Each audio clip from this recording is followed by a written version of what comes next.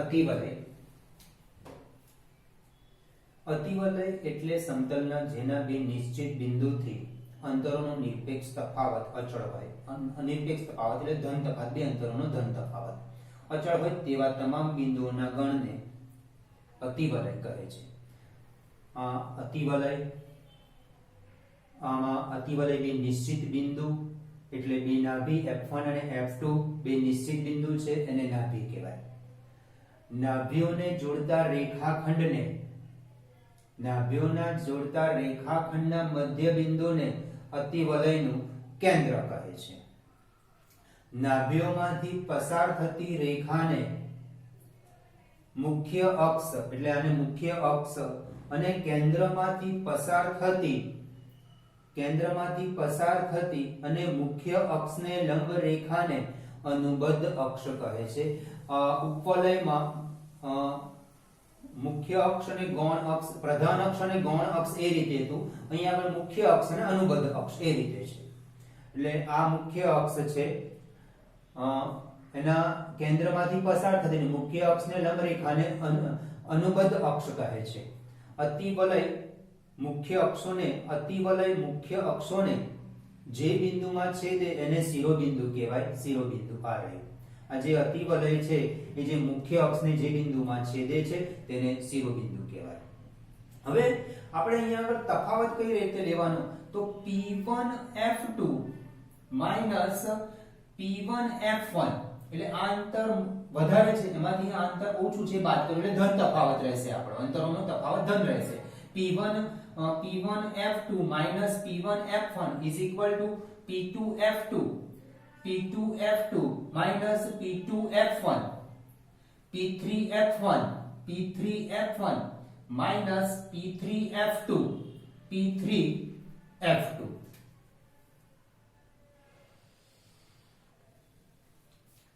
આ અતિવલય એટલે સમતલના જેના બે નિશ્ચિત બિંદુથી અંતરોનો નિરપેક્ષ તફાવત એટલે ધન તફાવત અચળ હોય તેવા તમામ બિંદુઓના ગણને અતિવલય કહે છે.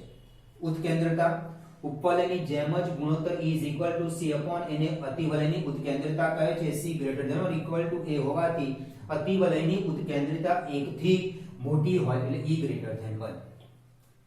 પરવલયમાં ઉત્કેન્દ્રતા 1 હોય, ઉપવલયમાં ઉત્કેન્દ્રતા 0 થી 1 ની વચ્ચે હોય અને અતિવલયમાં ઉત્કેન્દ્રતા 1 થી મોટી હોય. આના બે આ મુખ્ય અક્ષ, અનુબદ્ધ અક્ષ, અતિવલય મુખ્ય અક્ષને જ્યાં છેદે ત્યાં શિરોબિંદુ, આ કેન્દ્ર અને આ કેન્દ્રમાંથી અને મુખ્ય અક્ષને લંબ રેખાને અનુબદ્ધ અક્ષ કહે છે.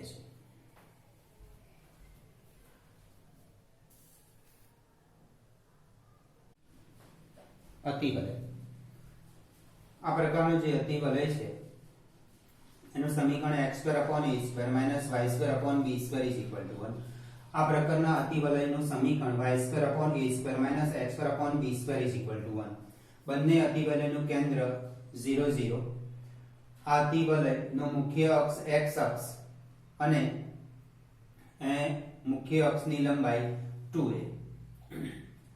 આ અતિવલયનો મુખ્ય અક્ષ y અક્ષ અને એની લંબાઈ 2a. આ બંને બિંદુ વચ્ચે અંતર સૂત્ર વાપરશો એટલે એની લંબાઈ 2a મળશે. અહીંયા આ બે બિંદુ વચ્ચે a0 અને -a0 વચ્ચે અંતર સૂત્ર વાપરશો એની લંબાઈ 2a મળી જાય. અનુબદ્ધ અક્ષ y અક્ષ પર અને એની લંબાઈ 2b. અનુબદ્ધ અક્ષ અહીંયા આગળ અનુબદ્ધ અક્ષ આવશે x અક્ષ આવશે, આમાં અનુબદ્ધ અક્ષ x અક્ષ, આમાં અનુબદ્ધ અક્ષ y અક્ષ, અનુબદ્ધ x અક્ષ અને એની લંબાઈ 2b. શિરોબિંદુ ±a0, શિરોબિંદુ અહીંયા આગળ a0 b -a0. અહીંયા શિરોબિંદુઓ a0 a b0 - a y અક્ષ પર છે. નાભીઓ ±c0, આમાં નાભીઓ 0 ± c, નાભી y અક્ષ પર છે, નાભી x અક્ષ પર છે. F1 અને F2 નાભી છે. અહીંયા F1 અને F2 નાભી છે. ઉત્કેન્દ્રિતા E = c/a સૂત્રથી શોધી શકાય અને ઉત્કેન્દ્રિતા આમાં પણ E = c/a થી શોધી શકાય. બંને માટે નાભિલંબની લંબાઈ is equal to 2b² a બે નાભીઓ વચ્ચેનું અંતર ઇઝ ઇક્વલ ટુ 2c આ નાભી અને આ નાભી વચ્ચે અંતર સૂત્ર વાપરશો 0c અને 0 - c વચ્ચે અંતર સૂત્ર વાપરશો એટલે આપણને બે નાભી વચ્ચેનું અંતર 2c મળશે c is equal to √a² + b² સૂત્રથી c ની કિંમત શોધી શકાય નાભિલંબ નાભીમાંથી પસાર થતો અને મુખ્ય અક્ષને લંબ અને જેના અંત્ય બિંદુઓ અતિવલય પર હોય તેવા રેખાખંડને નાભિલંબ કહે છે આ નાભિલંબ આ અતિવલયમાં દર્શાવ્યો છે કે નાભીમાંથી પસાર થતો અને આ મુખ્ય અક્ષને લંબ હોય તેવા અને જેના બંને અંત્ય બિંદુઓ અતિવલય પર હોય તેવા રેખાખંડને નાભિલંબ કહે છે અહીંયા નાભિલંબ આમ દોરી શકાય આમ નાભીમાંથી પસાર થાય અને જેના બંને અંત્ય બિંદુઓ અતિવલય પર હોય અને એના મુખ્ય અક્ષને લંબ હોય તેવા રેખાખંડને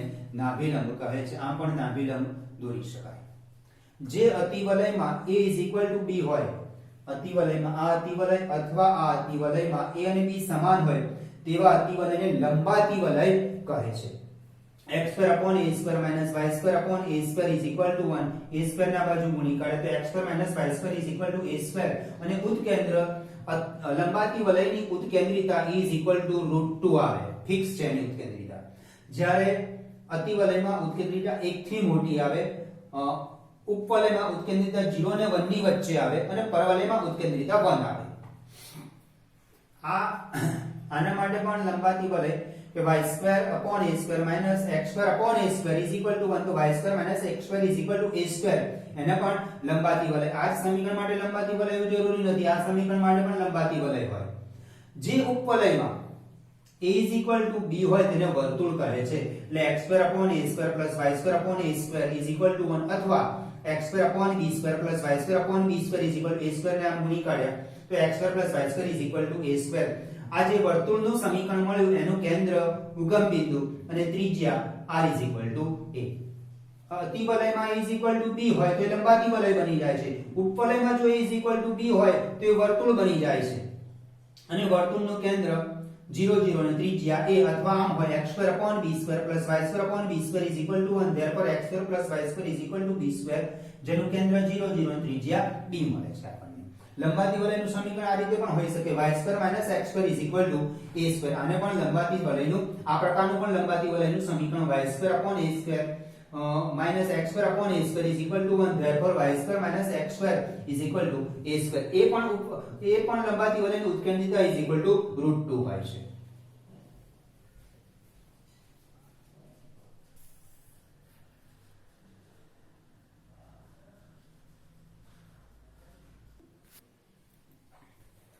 અતિવલય x² a² - y² b² = 1 માટે નિયમિકાના સમીકરણ x = a/e અને x = -a/e. નિયમિકા જે આ મુખ્ય અક્ષને લંબ છે મુખ્ય અક્ષને લંબ ને નિયમિકા કહેવામાં આવે છે. આમાં મુખ્ય અક્ષ x અક્ષ છે એને લંબ રેખા નિયમિકા છે. આમાં મુખ્ય અક્ષ y અક્ષ છે એને લંબ રેખા નિયમિકાનું સમીકરણ આ અતિવલય છે y² a² = x² b² = 1 માટે નિયમિકા y = a/e અને y = -a/e અને નિયમિકાના સમીકરણ y = ±a/e થાય.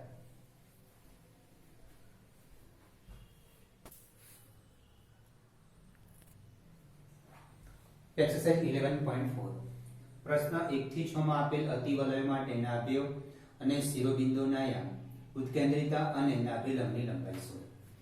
આ સમીકરણને x² a² y² b² = 1 સાથે સરખાવતા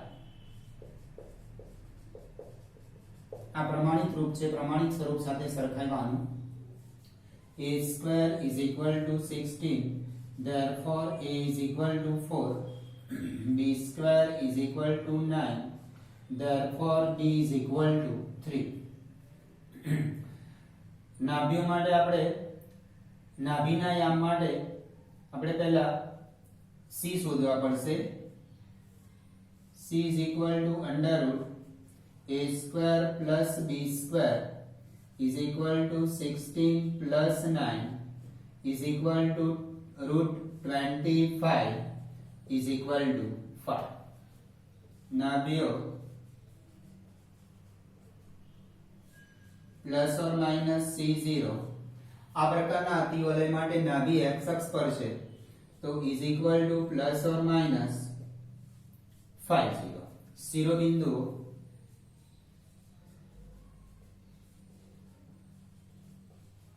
શિરોબિંદુ plus or minus a0 plus or minus a is equal to 4 4 0 આ પ્રકારના અતિવલય માટે શિરોબિંદુ x અક્ષ પર છે. ઉત્કેન્દ્રતા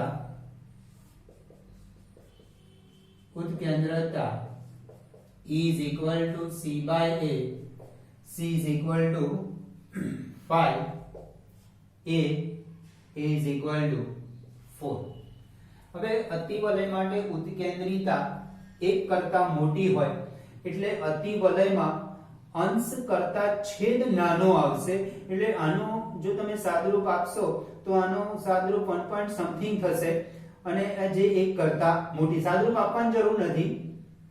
આપણે આ યાદ રાખવાનું કે અતિવલય માટે ઉત્કેન્દ્રિતા 1 કરતા મોટી હોય તો અંશ મોટો આવશે અને છેદ નાનો આવશે.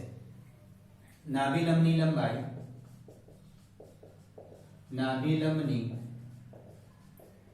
લંબાઈ is equal to 2b square by a is equal to 2 into b square 9 upon a 4.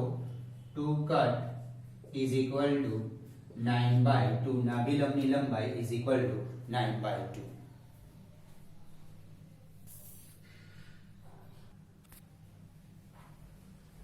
Example number 2. Y square upon 9 minus x square upon 27 is equal to 1 ને y square upon a square minus x square upon b square is equal to 1 સાથે સરખાવતા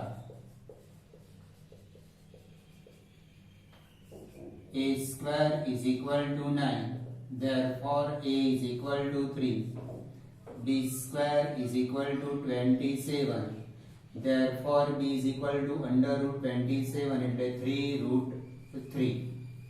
હવે નાભિના યામ માટે c is equal to under root a square plus b square is equal to 9 plus 27 is equal to root 36 is equal to 6. નાભિના યામ આ જે અતિવલય છે એ અતિવલય નો નાભી y અક્ષ પર હોય એટલે x m 0 plus or minus c is equal to 0 plus or minus 6. શિરોબિંદુના યામ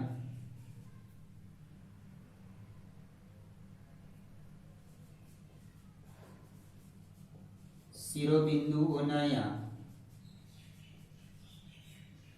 આના શિરોબિંદુ y અક્ષ પર હોય એટલે 0 plus or minus a is equal to 0 plus or minus 3. ઉત્કેન્દ્રતા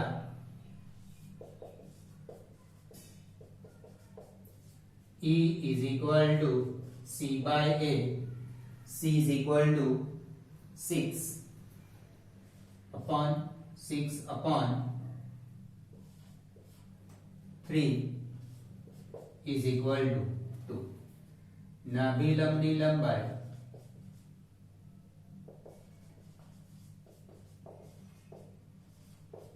is equal to 2b square by a is equal to 2 into b square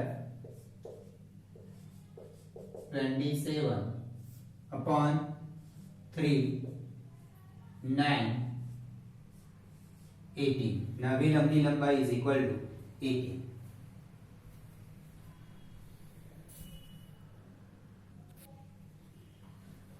આ અતિવલયના સમીકરણને આપણે પ્રમાણિત સ્વરૂપમાં ફેરવવા માટે આ 36 ને છેદમાં દરેકના છેદમાં લાવી દઈએ, અહીંયા 1 બનાવી દઈએ એટલે 9y² upon 36 minus 4x² upon 36 is equal to 1. therefore y square upon 4 minus x square upon 9 is equal to 1. समीकरण 1 ने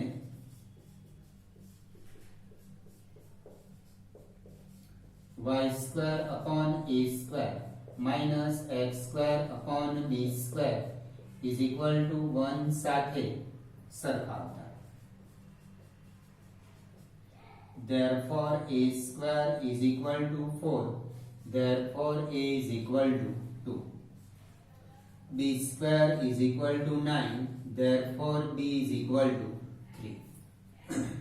હવે નાભી માટે c is equal to under root a square plus b square is equal to under root 4 plus 9 is equal to under root 30. નાભ્યો આ અતિવલય છે એ અતિવલયનો મુખ્ય અક્ષ y અક્ષ છે એટલે નાભી y અક્ષ પર છે 0 plus or minus c is equal to 0 plus or minus c is equal to root 30.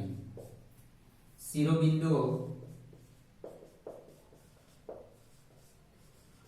અતિવલયનો મુખ્ય અક્ષ y અક્ષ હોવાથી શિરોબિંદુ y અક્ષ પર છે. y અક્ષ પર axiom 0 is equal to 0 plus or minus a is equal to 2.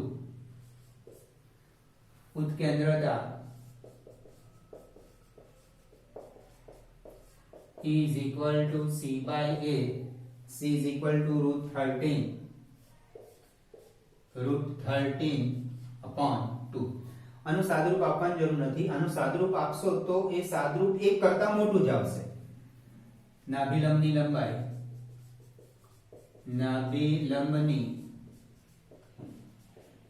લંબાઈ is equal to 2b square by a 2 into b square 9 a 2 is equal to 9.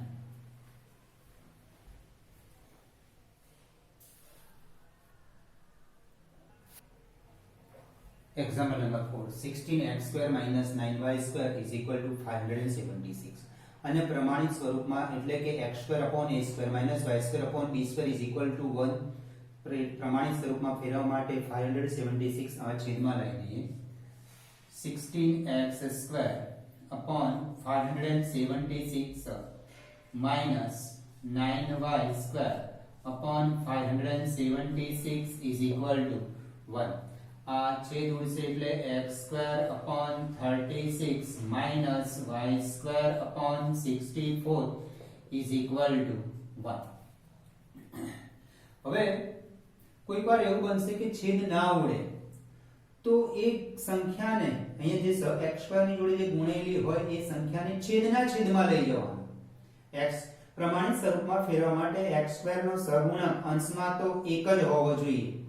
કદાચ છેદ નથી ઉડતા તો એને છેદના છેદમાં લઈ જવાનું. દાખલા તરીકે 7x સ્ક્વેર છેદ નથી ઉડતા તો x સ્ક્વેર upon 36 upon 7 લખવાનું. આ સમીકરણ 1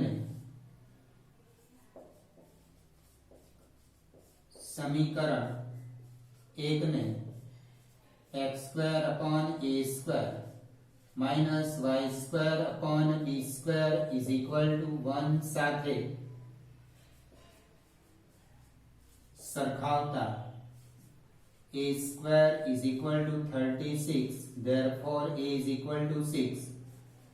b square is equal to 64, therefore b is equal to 8.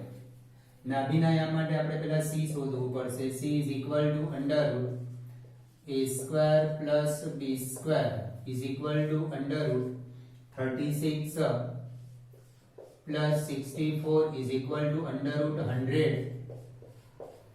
is equal to 10. નાભિયો આ અતિવલય x square upon a square minus y square upon b square is equal to 1 પ્રકારનો છે એટલે નાભિયો x અક્ષ પર હોય એટલે plus or minus c 0 is equal to plus or minus tan 0. શિરોબિંદુઓ x અક્ષ પર plus or minus a0 is equal to plus or minus a is equal to 6 plus or minus 6 0. હવે ઉત્કેન્દ્રતા is equal to c by a, c is equal to 10, a is equal to 6 5 by 3. હવે નાભિલંબની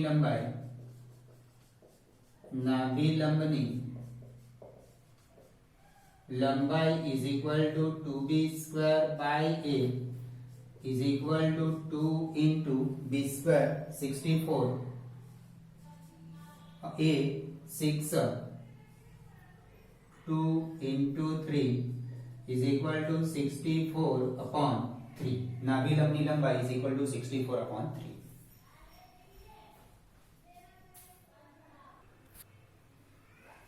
Example number 5. 5y square minus 9x square is equal to 36.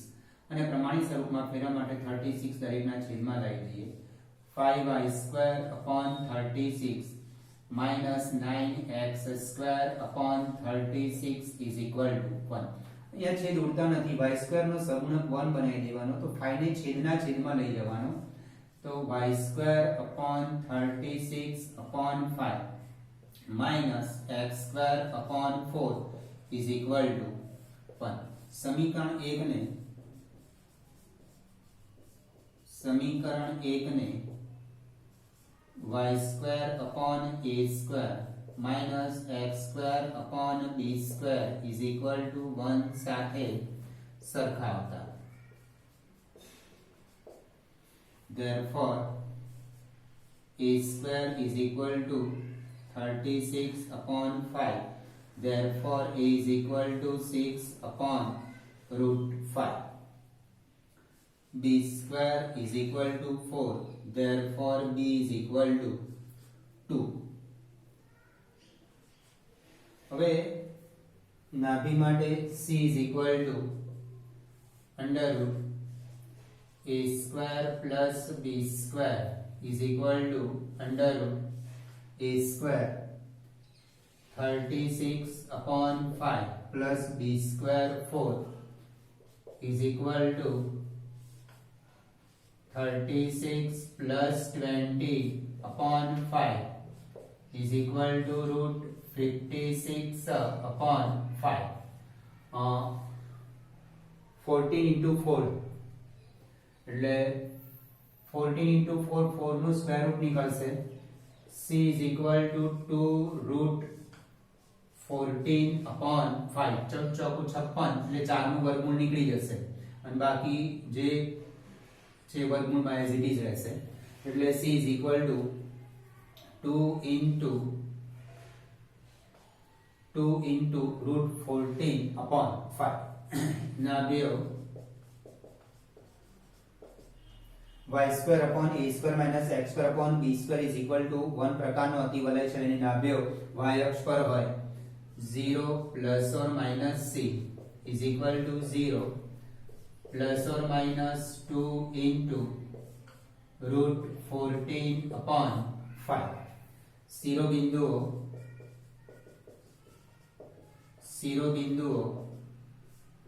0 plus or minus a is equal to 0 plus or minus a is equal to 6 upon root 5.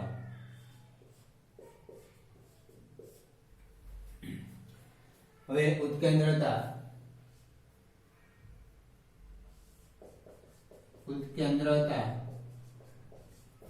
is equal to c by a.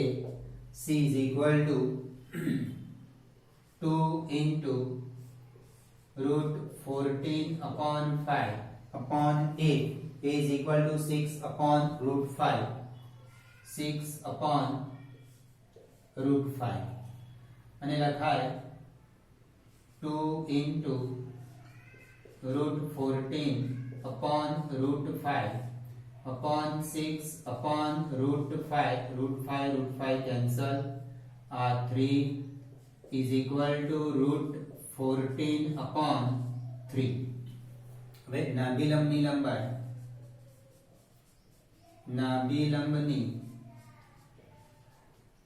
લંબાઈ is equal to 2b square upon a is equal to 2 into b square 4. a 6 upon root 5 root 5 અંશમાં જશે અને આ 3 થઈ જશે એટલે 4 into root 5 upon 3.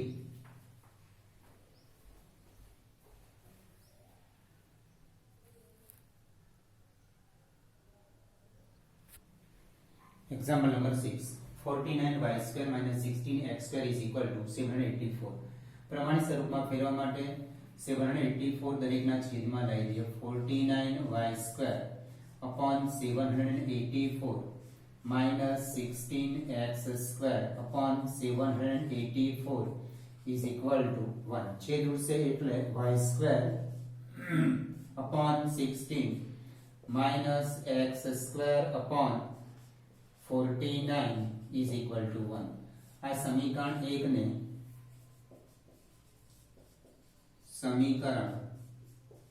1 ને y square upon a square minus x square upon b square is equal to 1 સાથે સરખાવતા. a square is equal to 16, therefore a is equal to 4. b square is equal to 49, therefore b is equal to 7. નાભિનાયા માટે c is equal to under root a square plus b square is equal to under root 16 plus 49 is equal to root 65.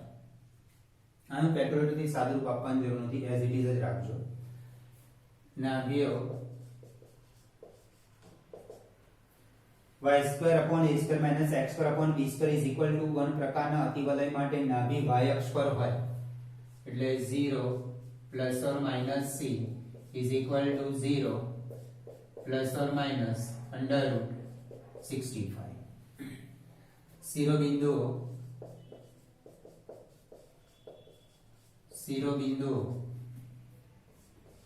0 plus or minus a is equal to 0 plus or minus a is equal to 4.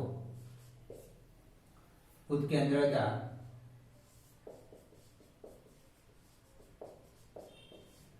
E is equal to c by a, c is equal to root 65 upon a is equal to 4. નાભિલંબની લંબાઈ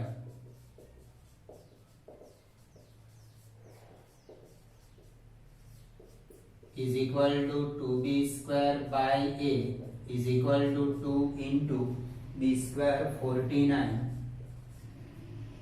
upon a 4. 2 cancel is equal to 49 upon 2. હવે આપણને અતિવલયના પ્રમાણિત રૂપ આપ્યા છે, એના પરથી નાભી, શિરોબિંદુના યામ, ઉત્કેન્દ્રિતા, નાભિલંબની લંબાઈ એ શોધવા માટે મેં અતિવલયની સમજૂતીમાં જે કોઠો બનાવ્યો છે, કોઠામાં બધા જ સૂત્ર આપેલા છે, એ પરથી જ આપણે આ દાખલા ગણેલા છે.